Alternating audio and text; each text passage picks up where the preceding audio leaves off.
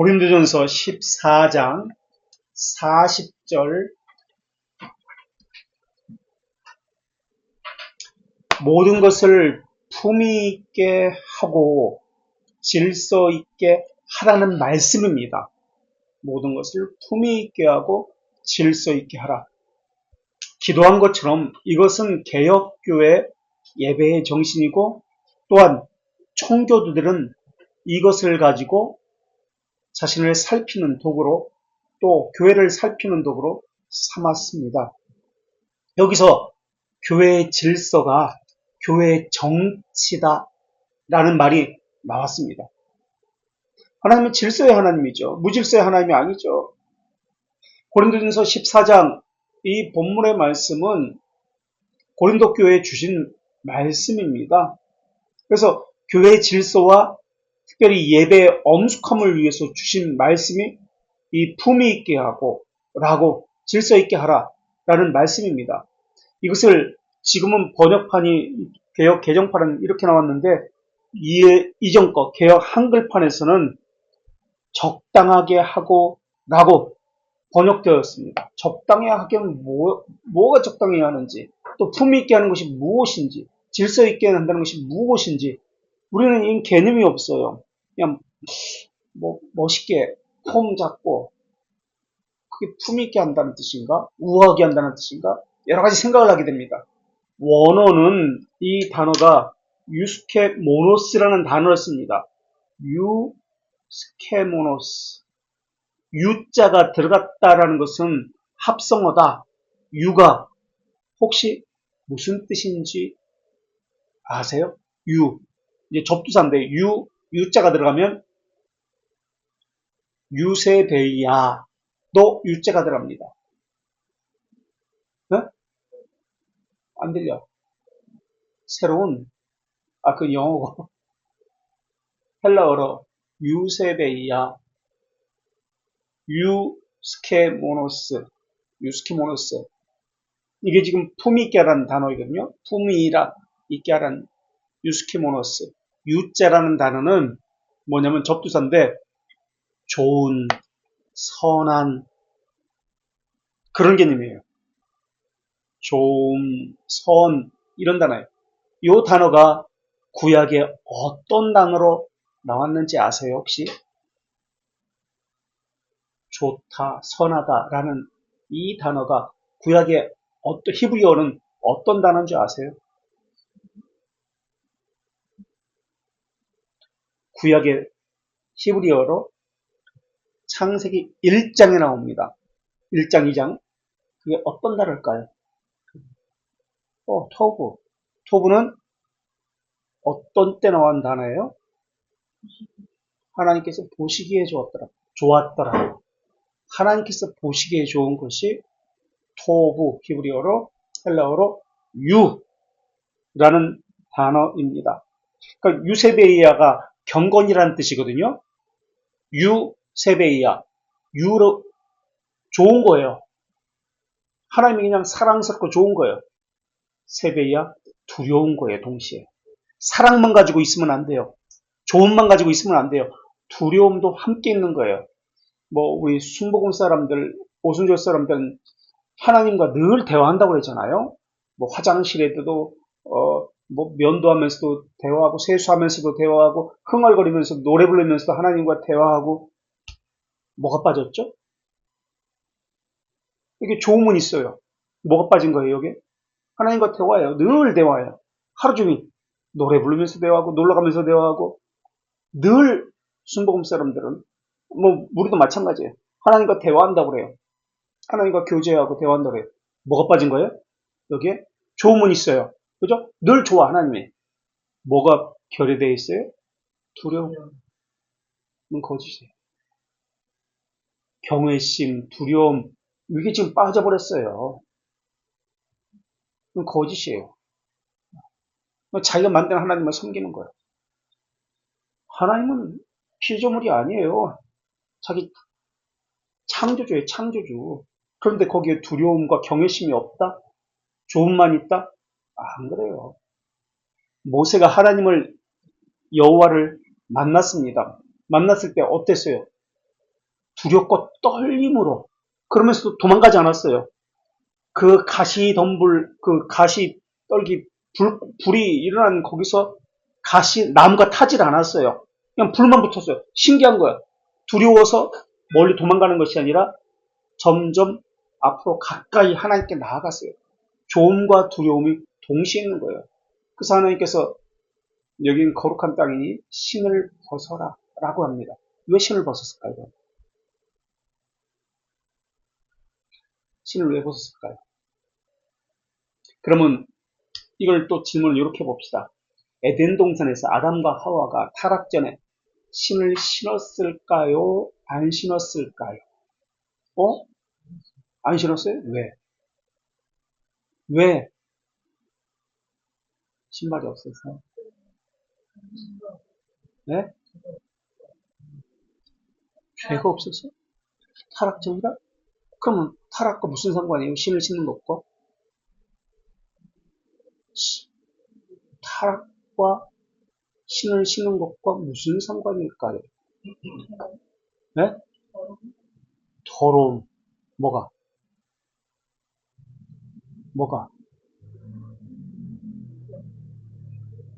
네? 가렸다?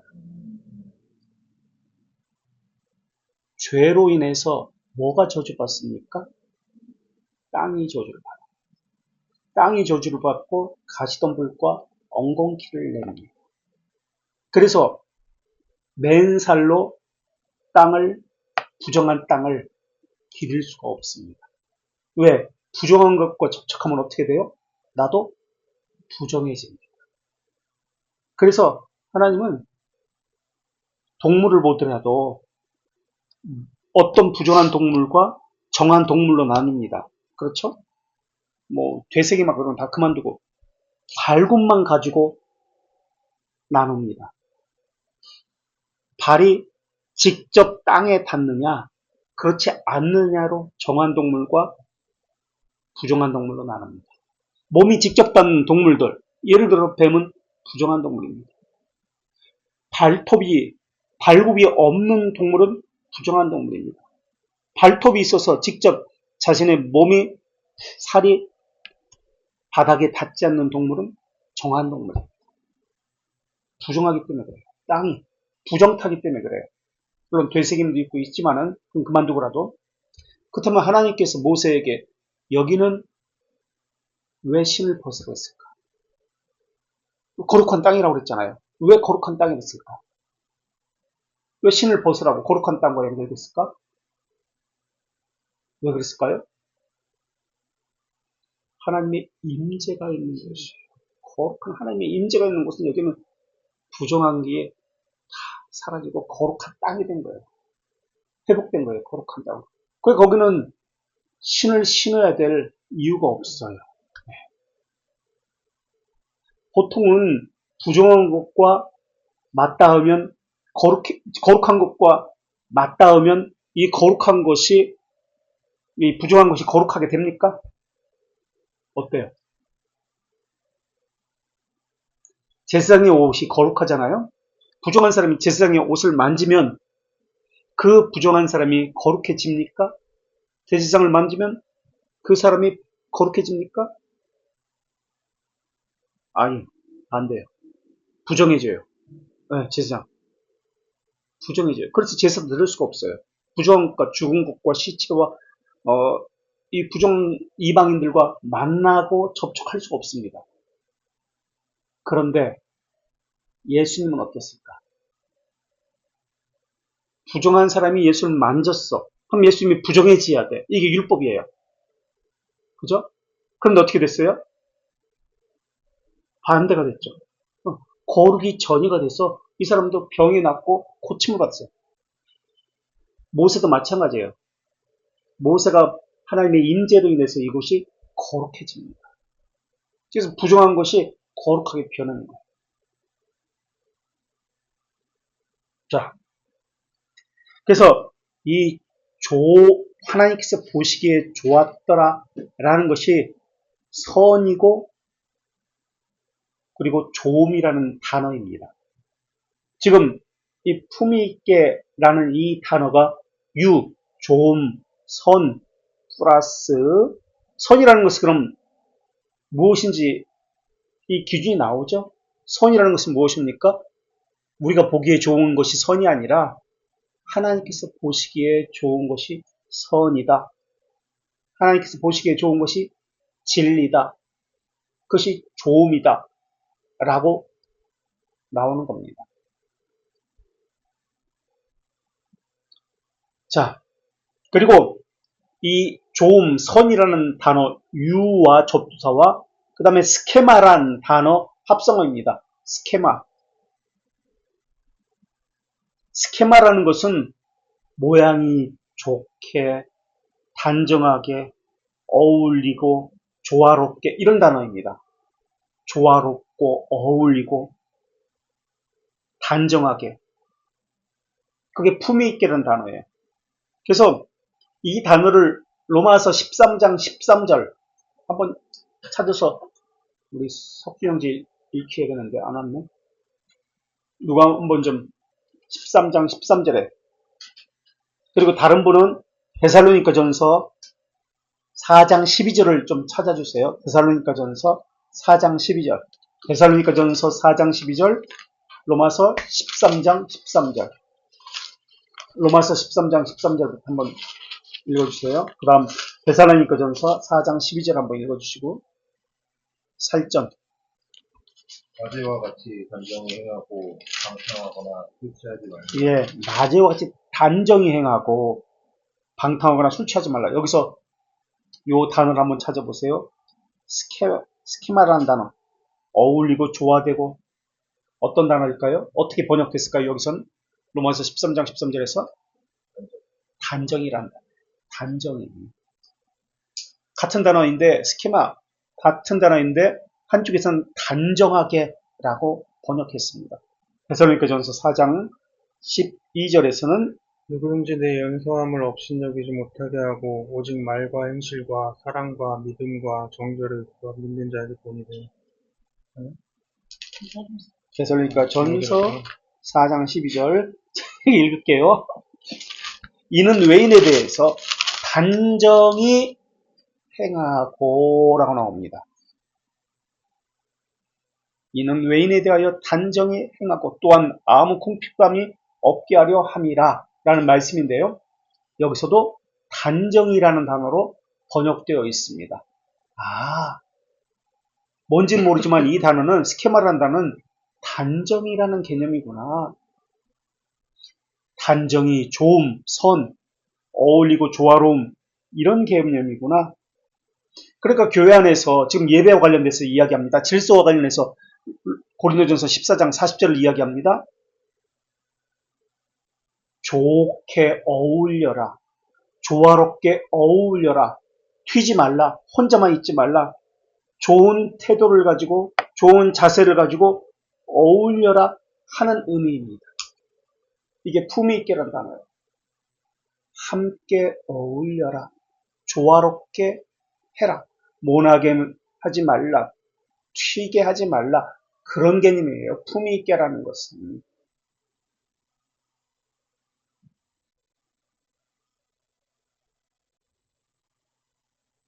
부주의하고 적당히 하고 그런 것과 반대되는 개념이죠.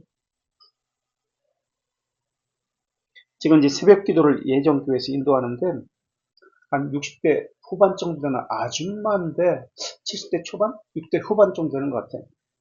새벽 기도하면 보통 교회들은 강대성이 높잖아요. 그리고 밑에 강대성이 있고 그리고 또 밑에 한 단계, 두 단계 밑에 그 이제 회중석이 있는데 그 밑에 강대상 앞에서 나와서 손을 들고 막 이러는 거예요. 찬송 부를 때도 그러고 기도할 때도 그러고 설교할 때도 그러고 이 사람이 왜 그렇게 하나? 우리 교인이 아닌 것 같아. 모르는 사람 같아요. 뭐 우리 교인일 수도 있지만은 내가 하여튼 모르는 사람이야. 못 보던 사람이야. 두 손을 들고 응원하는 것처럼 막 이러는 거예요. 아니 설교하는데 왜 그러지? 가만히 다른 사람들 앉아서 설교하고 찬송하고 그러는데 이 사람 앞에서 나를 보고, 앞을 보고, 그러니까 회중을 보는 게 아니라 앞을 보고, 십자가 보고, 두 손을 들고 좌우로 흔들고 있어요. 무슨 콘서트장 온 것처럼. 그래서 왜 그러냐고 물어봤어요. 도대체 왜 그러냐고. 이 새벽 기도 시간에 자기는 새벽 기도에 기도하려고 나온 것이래. 설교를 들으려고 나온 게 아니래. 기도하려고 나온 것이고 찬송 부르려고 나온 것이 아니래. 그래서 자기는 기도를 그렇게 한대. 하나님을 찾는 것이래. 하나님을 만지려고 하는 것이래. 그래서 이렇게 하는 거예요. 그렇게 평생을 기도했대요. 그게 하나님께 영광 돌리는 것이라고 저는 생각했대요. 그게 질서대로인가요? 그게 조화로운가요? 지금 예배와 관련해서 품위 있게 라고 지금 하고 있습니다. 그럼 예배를 방해하는 거예요. 그 튀는 거예요, 혼자만. 고린도전서 그 다음에 나오는 단어가 질서 있게 하라 합니다. 질서대로 하라는 말이 나오는데 이 질서라는 것은 군대 용어입니다. 순서대로 하라는 뜻입니다. 공동체적인 질서를 가지고 이야기하는데 앞에 것도 조화롭게 어울리기라는 개념이죠. 이 뒤에 것 품위 있게도 그렇지만 질서 있게도 군대 용어로서 개인의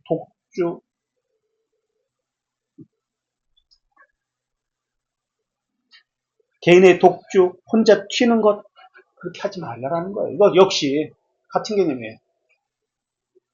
그러니까 제가 자주 쓰는 것이 교회는 모두가 함께 라는 단어를 자주 쓰는데 우리라는 개념을 자주 쓰는데 바로 이겁니다. 우리가 모두 함께. 그게 예배라는 말이에요. 그게 예배를 규모 있게 질서대로 하란 말입니다. 조화롭게 어울리게 모두가 함께라는 개념입니다. 그러면 이것이 예배에만 나타나느냐? 아닙니다. 삶의 태도, 물론 예배의 태도, 예배의 자세입니다. 이것이. 그러나 삶의 태도라는 말입니다. 우리의 기도가 네 가지 자세 또는 태도를 이야기했습니다. 어떤 기도의 자세를 가지고 또는 태도를 가지고 기도해야 된다라고 했죠. 우리는 기도의 응답에 관심이 있는데 하나님은 기도의 응답에 관심 있는 것이 아니라 그 사람이 가진 기도의 자세, 태도, 심중에 관심이 있어 합니다. 왜냐하면 하나님이 영이시기 때문에. 그래서 기도의 네 가지 자세가 뭐였죠? 첫째, 경외, 둘째, 외계, 셋째, 겸손. 그래서 이번 주에 이제 겸손할 차례죠. 그 다음 뭐죠? 네 번째, 소망입니다. 이건 기도만 그런 게 아니에요. 기도의 자세이지만은 기도라는 것은 예배 가운데서 우리가 함께 봐야 된다 그랬죠? 예배의 자세. 예배라는 것은 예배만, 의식만 가지고 예배라고 이야기하나요? 자신의 삶을 드리는 것도 예배예요. 그죠? 그러니까 삶의 자세도 이것을 가지고 자신을 살펴야 한다는 뜻입니다. 기도는 기도만 가지고 이야기하면 안 돼요. 삶의 자세, 예배의 자세, 기도의 자세, 이 모두가 다 연결되어 있어요. 우리가 그렇다는 걸 이미 배웠어요. 그죠? 그래서 하나님 앞에서 가져야 할 자세, 이게 예배의 자세고 삶의 자세고 기도의 자세입니다. 믿음의 자세라고 좋습니다. 고린도 교회의 특징은 은사가 많았어요. 그러니까 무분별하게 행하는 겁니다. 누구든지 하나님이 내게 주신 말씀이야. 또는 여기저기서 방언으로 기도하고 그러다 보니까 무질서와 혼란 가운데 예배가 제대로 될 수가 없었던 그런 상황에서 나온 말씀이 이 고린도전서 14장 지금 40절의 말씀입니다. 이것을 통해서 우리가 알 수 있는 것은 예배에 참석하는 것도 중요하지만 어떤 자세로 예배에 나왔느냐, 어떤 자세로 찬송을 부르고 기도하고 말씀을 듣고 신앙을 고백하고 하느냐, 이게 더 중요합니다. 라는 것을 알 수 있습니다. 또 이것은 예배만 관련된 것이 아니라 삶과도 관련되어 있습니다. 이것이 더 중요하다는 거예요. 예배하는 자는 무엇과 무엇으로 예배할지니라 무엇과 무엇으로 예배하죠? 요한복음 4장 24절에서 무엇과 무엇으로? 영과 진리로. 영이란 개념이 무엇인지 알아야 예배할 수 있습니다. 진리란 개념이 무엇인지 알아야 예배할 수 있습니다. 진리는 하나님의 말씀대로예요. 그죠? 진리. 그럼 영이라는 것은 무엇일까? 하나님에 대한 지식의 결과는 두 가지 것으로 나타납니다. 경외와 두려움입니다. 하나님에 대한 지식을 갖추게 되면 나타나는 것은 반드시 하나님을 경외하는 태도와 두려워하는 태도가 나타난다는 뜻입니다.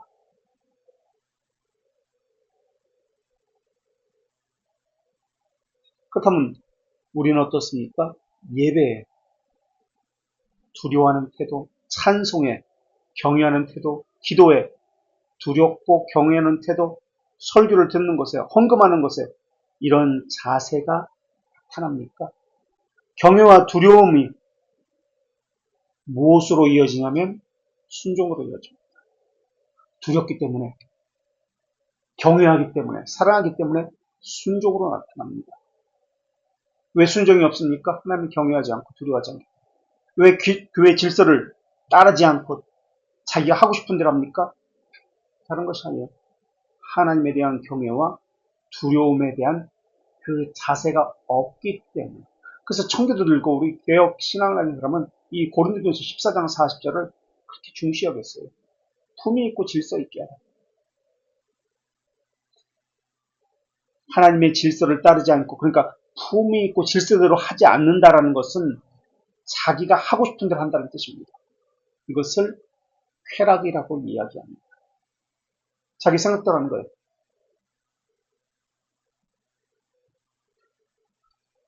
이야기도 한두 번인데 정장 입어라, 하나님 앞에 최소한의 예의를 갖춰라, 묵상해라, 공적 모임에 모이기를 힘써라.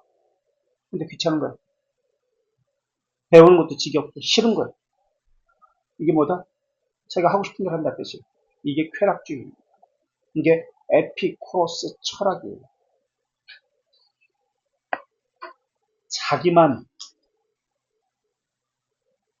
자기 쾌락을 위해서 살겠다는 겁니다.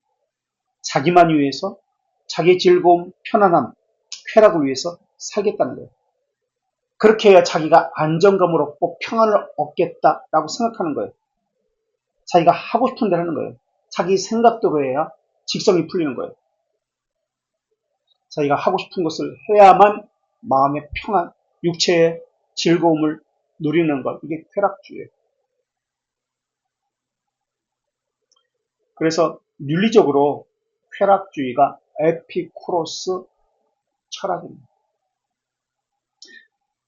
우리 초대교회 때 교회 내로 흘러들어온 철학을 두 가지 것이 있습니다. 무엇과 무엇이었죠? 헬레니즘이라고 합니다. 이것을. 하나는 지금 얘기했던 에피쿠로스입니다. 에피쿠로스 철학, 쾌락주의입니다. 또 하나는 뭐라고 그랬죠? 사도행전에 나오는데 바울이 이걸 가지고 지적했잖아요. 쾌락주의와 에피쿠로스와 또 스토아 철학. 스토아 철학은 금욕주의입니다. 그것을 가지고 자기가 마음의 평정을 얻겠다라는 겁니다.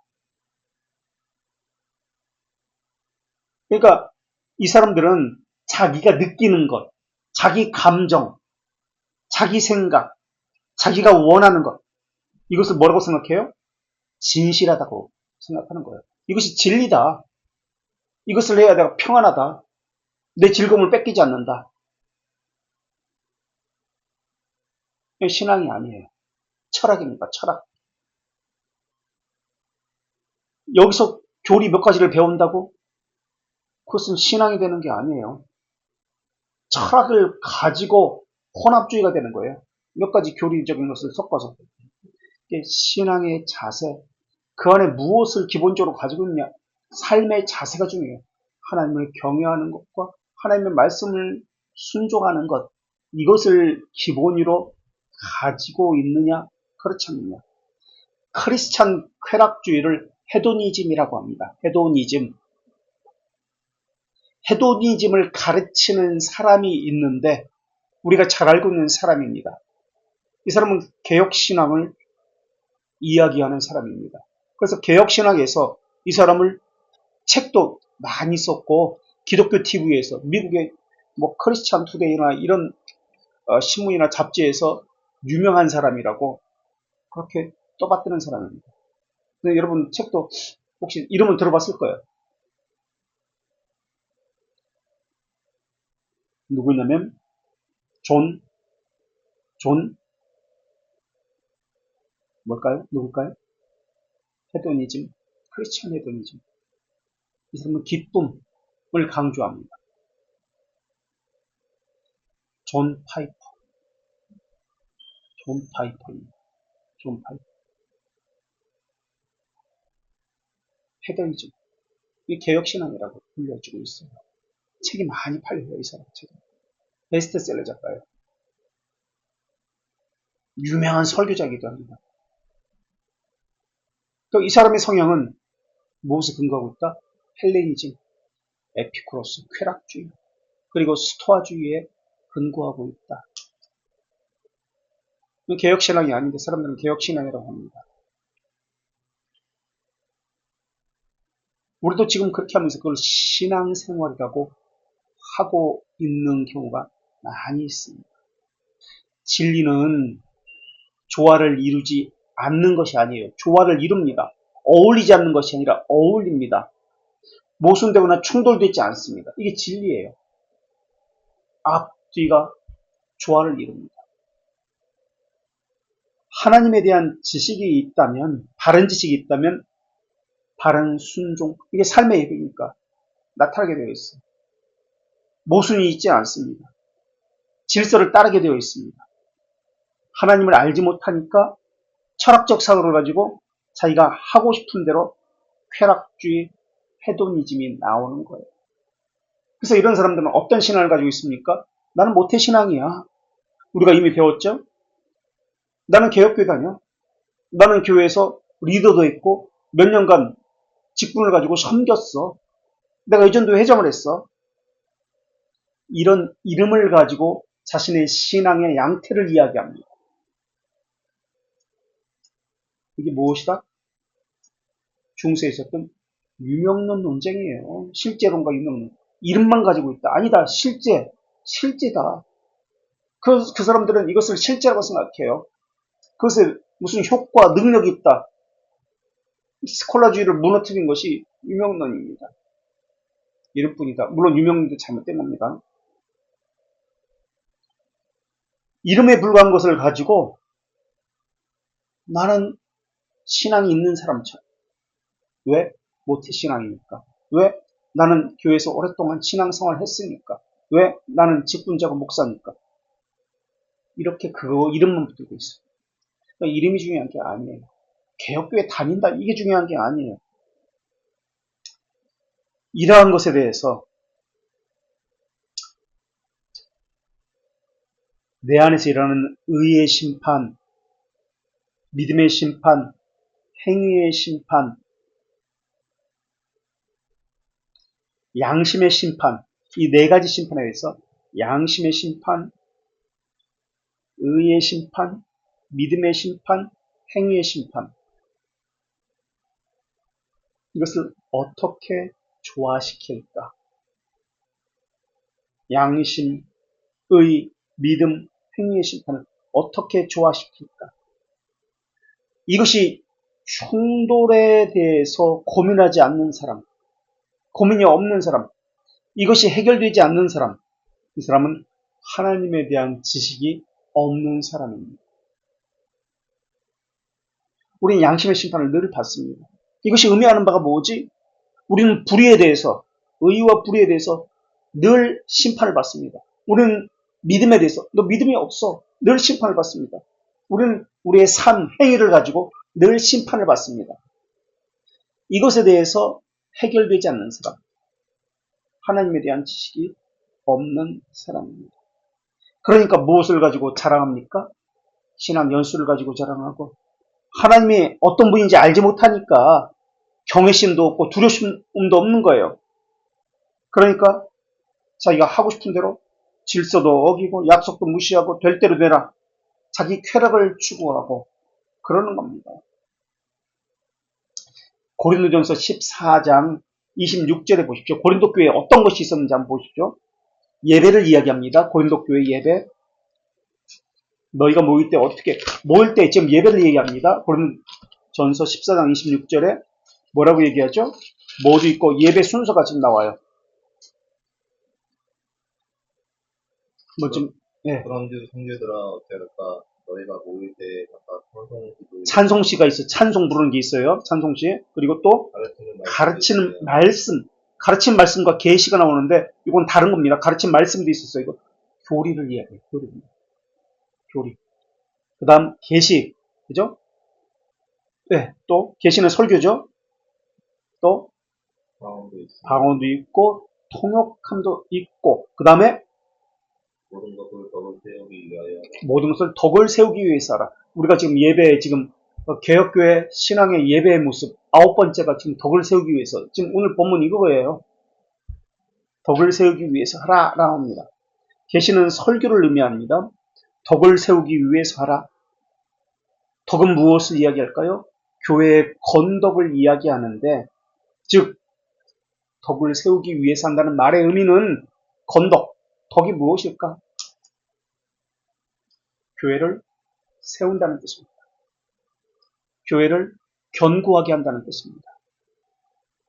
교회의 머리인 예수 그리스도를 드러나게 합니다. 라는 뜻입니다. 자기 과시용을 이야기하는 게 아니에요. 습관적으로 맹목적으로 하는 것 이야기하는 게 아닙니다. 초대기 예배 순서가 여기서 나왔는데 찬송시가 있고 가르치는 말씀이 있고 계시가 있고 방역, 통역과 같은 것이 있어요. 계시는 설교고 주신 말씀을 설명하는 것을 이야기해요. 이 덕이라는 단어가 어떤 단어냐면 원어로 오이코노멘이라는 단어입니다. 오이코노멘이라는 단어입니다. 덕이라는 단어가. 그러니까 이게 지금 번역이 참 이상하게 되어 있어요. 우리 성경에서는. 오이코노멘이라는 단어가 그럼 무슨 뜻입니까? 가정을 경영하는 거 있잖아요. 가정을 관리하는 거. 그런 개념이에요. 근데 이게 덕이라고 나왔어요. 오이코스는 집이라는 뜻이거든요. 가정. 집이 가정이라는 개념이에요. 오이코스. 그러니까 덕을 세운다는 말은 우리 생각으로는 그냥 덕, 좋게 좋은 거 그런 개념이 아니에요. 집을 세운다는 개념이에요. 교회를 세운다는 개념이에요. 그게 덕을 세운다는 뜻입니다. 고린도전서 14장 26절의 말씀. 덕을 세우기 위해서 우리가 존재합니다. 예배합니다. 라는 말은 교회를 세우기 위해서 우리가 하는 것입니다. 교회를 견고하기 위해서 하는 것입니다. 찬송을 왜 부릅니까? 교회를 세우기 위해서. 가정을 세우는 거죠. 정확히는. 교회라는 개념을 가정에 비교해서. 짓기 위해서입니다.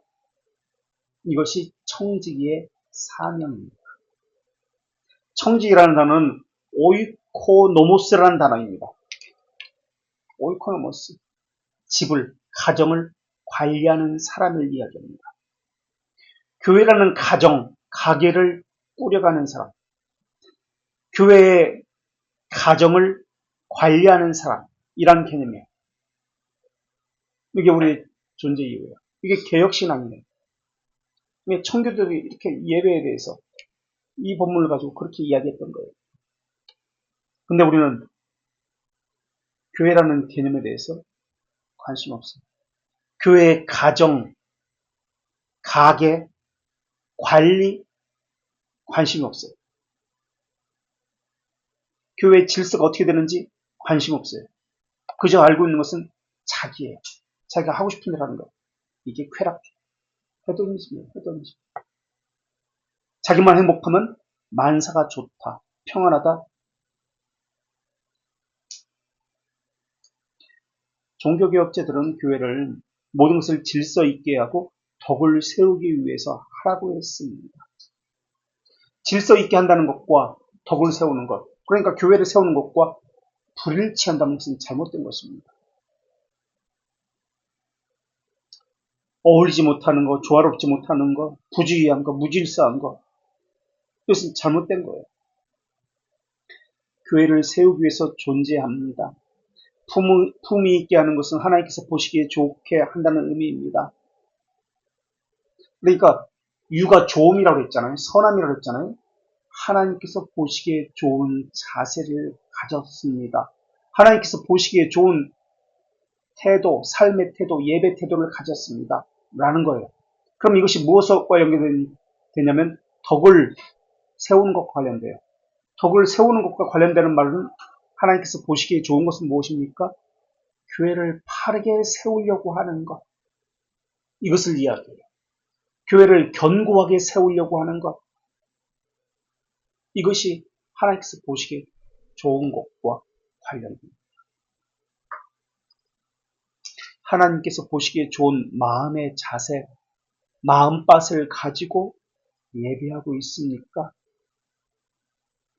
하나님께서 보시기에 좋은 마음밭을 가지고 직장에서 또는 삶의 예배를 드리고 있습니까? 이것을 묻고 있는 거예요. 불평하는 것, 원망하는 것, 부주의하는 것, 교회를 세우는데 임하지 못하고 오히려 깨고 당을 짓는 것, 조화롭지 못하게 하는 것, 이것이 있는지를 살펴야 합니다. 그래서 그것을 제거하는 것, 이게 품위 있게 하고 질서 있게 하고 덕을 세운다는 개념이에요. 이게 예배의 방식이에요. 예배 방식은 의식만 얘기하지 않는다고 했습니다. 삶의 방식도 삶의 예배라고 했습니다. 그래서 우리는 예배를 하기 전에 예배에 임하는 자세, 마음가짐, 태도를 먼저 점검해야 돼요. 성찬에서도 마찬가지잖아요. 자기를 먼저 살피고라고 합니다. 성찬에도. 성찬에 참여해서 그걸 먹고 마시는 게 중요한 게 아니라 그 전에 먼저 살피고 점검하고가 중요합니다. 마찬가지예요. 예배의 자세예요. 하나님에 대한 태도를 이야기해요. 경건한 마음은 세 가지 것을 이야기합니다.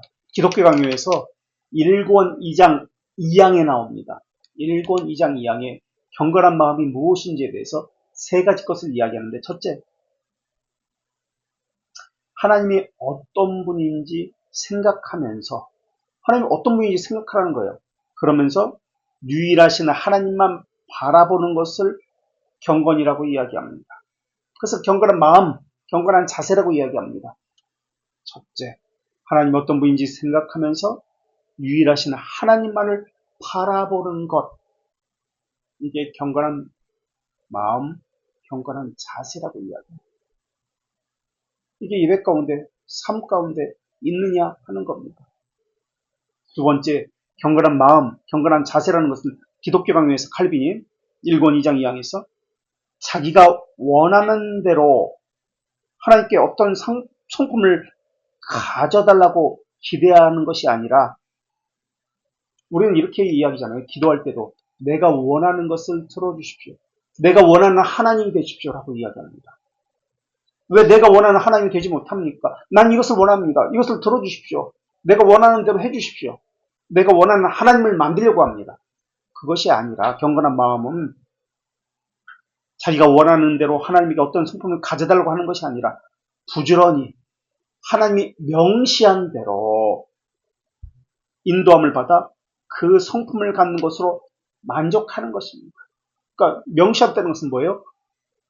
성경을 통해서, 진리를 통해서 말씀대로 인도함을 받아 하나님의 성품을 갖는 것을 경건한 마음이라고 이야기합니다. 그러니까 예배에서 중요한 것은 의식에 참여한 것이 아니라 하나님을 향한 성품, 진리의 인도함을 받아서 말씀에서 명시하신, 말씀에서 기록하신 말씀대로 하나님의 성품을 받는 것. 이게 더 중요하다라고 이야기해요. 그게 경건한 자세예요. 이게 두 번째고요.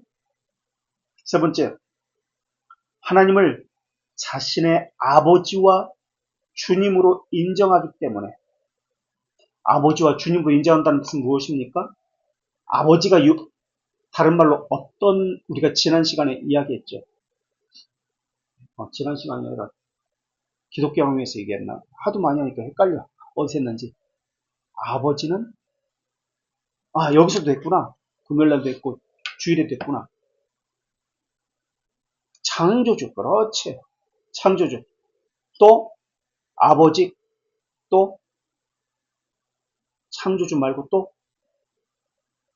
창조주 말고, 섭리주, 만군의 여호와. 네. 다, 이런 개념입니다. 그리고 주님이라는 것은 무엇을 이야기하죠? 구세주, 구속주. 구속주는 하나님의 자녀에게는 위로자가 되지만 유기된 자에게는 심판자가 됩니다. 복수자가 됩니다. 죄를 지은 자에게는 복수자가 돼요. 심판자가 됩니다. 그래서 하나님을 자신의 아버지와 자신의 창조주와 섭리주와 자신의 만군의 여호와와 같은 말입니다. 주님으로 구속주, 위로자, 보복자, 심판자로 인정하기 때문에 모든 것에서 그분의 권위를 인정하고 모든 것에 그분의 권위를 인정하고 그분의 위엄을 존경하고 그분의 영광을 성취하는 데 목적을 두는 것이 그분의 권위를 인정하고 그분의 위엄을 존경하고 그분의 영광을 성취하는 데 목적을 두고 그분을 공정한 심판자로 여기는 것입니다. 그분의 권위를 모든 것에서 인정하고 그분의 위엄을 존경하고 그분의 영광을 성취하는 것을 목적을 두고 그분을 공정한 심판자라고 여기는 것, 이것이 경건한 마음, 경건한 자세의 세 번째입니다. 이게 기독교원에 나와요. 1권 2장 2항에서. 그래서 범죄자에게는 심한 벌을 내리는 분으로 인식하고 살아가는 거예요. 늘 심판대 앞에서 죄를 지은 자신을 돌아보면서 심판대 앞에 서 있는 자신을 발견하는 게 경건한 마음입니다. 예배 가운데 이것이 있느냐는 거예요, 지금.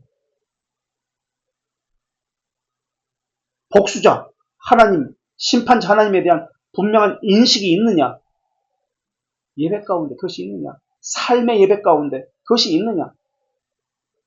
이게 경건한 삶의 요소입니다. 하나님의 심판, 하나님의 복수자, 심판자, 공정한 심판에 대한 개념이 없으면 삶도 없어요. 경건한 삶이 없어요. 그러니까 자기 속에는 오른 대로, 자기가 편한 대로 살게 되어 있어요. 순종도 없습니다. 믿음은 정의가 뭐죠? 믿음의 정의. 믿음의 정의가 뭐예요? 우리를 향한 하나님의 구성에 대한 확실하고 확고한 믿음, 확고하고 확실한 지식. 이때 지식은 난리지가 아니라 어커널리지. 인지라는 것입니다. 인지. 어떤 하나님에 대해서 인지하고 삶을 사는 거예요? 이게 믿음이 있다는 뜻입니다. 어떤 하나님에 대해서 지금까지 이야기한 복수자, 동시에 아버지와 주님이라는 개념의 인식, 어크널리지로 삶을 사는 것. 이게 믿음이라는 뜻입니다. 그래서 믿음은 하나님의 존재에 대해서만 이야기하는 게 아니에요. 하나님의 존재에 대해서만 인정하고 그것을 믿는 것을 누가 그렇게 하죠? 성경에 보면 하나님의 존재를 믿어요. 예수 그리스도에 대해서 하나님의 아들이시이다. 그 누구보다 먼저 뛰어가가지고 엎드려 그 자리에서. 누가 그랬어요? 네? 제일 먼저 하나님의 아들이시다 고백한 자가 있습니다. 귀신 들린 자, 사탄이 그랬어요. 그들의 믿음을 하나님에 대한 존재만 믿는 믿음이에요. 무슨 믿음이 아니에요.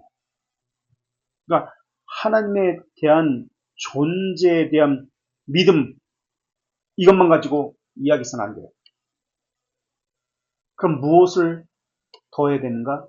나를 향한 하나님의 뜻을 인지하는 것, 인식하는 것을 포함하는 것이 믿음입니다. 나를 향한 하나님의 뜻이 무엇인가? 그것을 인지하고 사는 것. 이게 믿음이에요. 존재만 가지고 이야기하잖아요. 근데 우리는 존재만 가지고 이야기해요. 귀신들은 믿음처럼. 귀신들도 믿는다고 했어요. 귀신들도 믿고 떠드니라 라고 했습니다. 하나님의 존재를 믿어요. 예수 그리스도가 어떤 분인지 알고 있습니다. 우리도 배워서 알고 있잖아요. 그건 믿음이 아니에요. 나를 향한 하나님의 뜻을 인지하고 사는 것을 포함합니다. 이것이 조화를 이루지 않으면, 모순을 일으키고 충돌되면 이것은 믿음이 아닙니다. 이것이 있어야 하나님 중심으로 사는 것이 나옵니다. 나한테 잘해주면, 내가 잘되게 해주면, 내가 사업에서 잘 크게 되면, 내가 합격하면, 우리 자식이 대학에 합격하고 직장에 들어가면, 이건 다 거짓입니다. 믿음이 아니에요. 그러면 잘 믿겠다. 자기 기분에 따라, 자기 감정에 따라 신앙생활을 하겠다는 뜻입니다. 하나님에 대한 지식이냐, 하나님에 대한 인식이냐, 이 차이를 분별할 수 있어야 돼요. 귀신들도 알았어요. 사탄들도 하나님의 어떤 분인지, 예수님이 어떤 분인지 그 누구보다 먼저 알았어요. 그래서 예수님 앞에 발 앞에 나와서 제일 먼저 신앙 고백한 것이, 신앙 고백인지 아닌지 모르겠지만 귀신 들린 자였어요. 베드로는 한참 뒤에, 도마도 마찬가지 한참 뒤에. 그래서 하나님에 대한 인식을 믿음이라고 했습니다. 오카널리지를 인지하고 사는 것, 이게 믿음이에요. 내가 가진 것이 무엇인지 잘 살펴야 합니다. 하나님에 대한 이론을 가지고 신앙이라고 하고 있는지. 그러니까 교리 몇 가지 대답 잘한다고 이거 신앙 아니에요. 하나님의 존재를 믿는 것과 똑같은 거예요. 이건. 이론을 가지고 신앙생활을 하면 안 됩니다. 인식이에요. 하나님을 삶에서 인식하는 것. 이때 인식할 때 두려움과 경외심이 나와요. 그리고 좋음, 사랑, 선이 나옵니다. 이게 품이 있고 질서 있게 하라는 거죠. 이게 덕을 세우기 위해서 하라는 거예요. 인식하게 되면 하나님을 두려워하고 경외하고 살아가면 어떤 삶이 나올까요? 당연하죠. 어떻게 살지가 당연히, 어떻게 예배할지가 당연히 나오게 되어 있어요. 근데 이것은 이야기하지 않고 방법을 가지고 이야기해요. 기술을 가지고 예배를 이야기하고 삶을 이야기해요. 인간관계를 이야기해요. 그것에 대한 하나님에 대한 인지가 어크널리지가 없으니까 자기가 하고 싶은 대로 헤도니즘을 가지고 신앙생활이다 라고 하고 있습니다. 우리는 어떤가요? 우리의 신앙은 어떤가요? 개혁신앙의 지금 모토가 이거예요. 개혁신앙의 청교들의 예배 모토가 이것입니다. 어디서 그런 것을 신앙이라 배웠는지 모르지만은 자기가 하고 싶은 대로 하는 것을 신앙이라 생각하고 하고 있어요. 그래서 신성이라는 단어가 디어티라는 단어가 있고 디비니티라는 단어가 있습니다. 디어티, D-E-I-T-Y,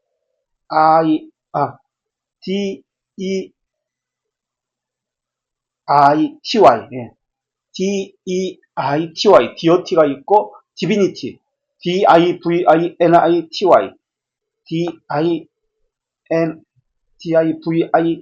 D-I-V-I-N-I-T-Y, 디비니티가 있어요. 거의 모든 사람이 신앙생활을 디어티를 가지고 해요. 둘 다 신성이란 뜻이에요. 그러니까 디어티는 잘못된 신앙생활입니다. 디비니티를 해야 됩니다. 그럼 디어티는 뭡니까? 자기가 들었던 거, 자기가 경험했던 거, 자기 감정, 자기 느낌, 자기 판단, 자기 생각, 이것을 신이라고 진리라고 숭배하고 있는 거예요. 옳다 확정하면서 숭배하고 있어요. 그러니까 이것은 사람들에 의해서 자기에 의해서 만들어진 하나님이라고 그렇게 이야기합니다. 우상숭배입니다. 하나님이라 불리지만 그것은 성경에 계시된 하나님이 아니에요. 자기가 만들어낸 경험에 의해서, 체험에 의해서, 관습에 의해서, 자기 느낌에 의해서, 자기 감정에 의해서 만들어낸 것이에요. 디비니티는 사람에 의해서 고하는 하나님이 아니에요. 하나님의 자기 계시에 의해서 계시된 하나님을 믿는 거예요. 디어티는 철학적 사고를 이야기해요. 이 다신교적 배경에서 나온 신성을 이야기하는 것이 디어티입니다. 다신교적 배경, 혼합주의예요. 여러 가지 것을 섬기는 거예요. 의인신론적이라고 이야기합니다. 페르존의 파이라고 이야기합니다. 페르존의 파이라는 단어는 사람이 가진 의도, 감성, 특성을 인간이 아닌 초월적인 존재에 귀속시키는 것이에요.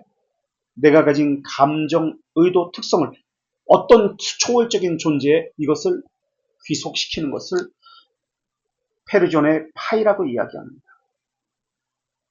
그러니까 사람의 심리로 만들어서 하나님에게 자기가 원하는 것을 접목시켜서 아까도 얘기했지만 기도할 때 이런 하나님이어야 합니다. 라고 하는 것을 디어티라고 합니다. 신성을 자기가 스스로 부여하는 거예요. 우상숭배에서 사용하는 단어입니다. 디어티. 그런데 우리네 신앙은 디어티가 아니라 디비니티 신앙이에요. 디비니티. 신학할 때 디비니티하고 단어를 씁니다. 그러니까 일반적 신에 대한 감각, 이 디어티를 조심해야 돼요. 근데 우리 대부분은 이 디어티의 신앙을 가지고 이야기해요. 그래서 이름만 가지고 개혁신앙이다, 개혁교회 다닌다, 신앙생활 오래 했다. 이름뿐인 유명론, 실제론, 이 철학을 가지고 신앙생활하고 있습니다. 우리는 디비니티, 신성에 대한 인지입니다. 이것을 믿음이라고 이야기하죠. 디비니티, 성경에 계시된 디비니티, 신성, 신성이라는 뜻이거든요. 디비니티도, 디어티도 신성이고, 디비니티 신성에 대한 인지, 이게 믿음입니다. 그래서 기독교는 1권 6장에서 이것을 이야기해요. 기독교는 1권 6장에서 너의 신성이, 네가 가진 하나님에 대한 개념이 디어티냐, 디비니티냐, 이것을 살피고 주의하라. 성경에 계시는 하나님이야? 네가 만들어낸 하나님이냐? 설교를 들을 때도 마찬가지예요. 자기가 듣고 싶은 거, 자기가 알고 싶은 거, 자기가 받고 싶은 것만 듣습니다. 그것만 받습니다. 자기도 모르게 그렇게 하는 거예요. 자기 안에서 자신의 성향이 그렇기 때문에 자기 이성이 걸러내서 버릴 건 버리고 자기가 취할 건 취합니다. 자기 안에 가지고 있는 이 성향을 가지고 하나님의 계시된 디비니티에 대해서 받아들여야 되는데 그러지 않아요. 이것을 잘 살펴서 디어티에 대한 것을 다 제거해내야 돼요. 그런데 사람들은 그렇게 하지 않죠. 자기가 느낀 것, 자기 감정이 옳다, 자기 판단과 생각이, 자기가 받은 설교의 말씀이 옳다, 이렇게 생각합니다. 권면을 해도 자기 것이 분명히 먼저 세워져 있습니다. 그래서 이것을 권면이라고 여기지 않습니다. 그럼 이것을 무엇이라고 여깁니까? 강요, 윽박질, 강제적으로 시키는 것이라고 생각해요. 내 형편에 따라 움직이는 거예요. 기분파예요. 하고 싶으면 하고 말고 싶으면 말고. 이 극단적인 신앙을 가지고 있어요. 이런 사람은 어떻게 합니까? 돈이 많을 때는 사업이 잘 돼. 그럼 돈이 넘쳐나니까 내가 교회 하나 세워줄게. 내가 선교지에 교회 하나 세워주지 뭐. 선교헌금 내가 하겠습니다. 그렇게 소원 기도해요. 헌금 생활 또 잘합니다. 그러다가 사업이 안 되고 무너지면 내가 언제 그런 식이냐고, 그런 걸 했느냐고, 약속했냐고, 헌금 생활도 안 합니다. 한결같은 게 없어요. 모순되잖아요. 왜 한결같은 신앙을 갖지 못합니까? 왜 꾸준히 지속적이지 못합니까? 왜 내 상황과 형편에 따라 그때그때 움직입니까? 질서를 따라 왜 움직이지 않습니까? 에피쿠로스의 철학입니다. 쾌락주의입니다. 자기 기분에 따라. 이런 철학적 사고를 가지고 신앙생활 하는 사람이 거의 태반입니다.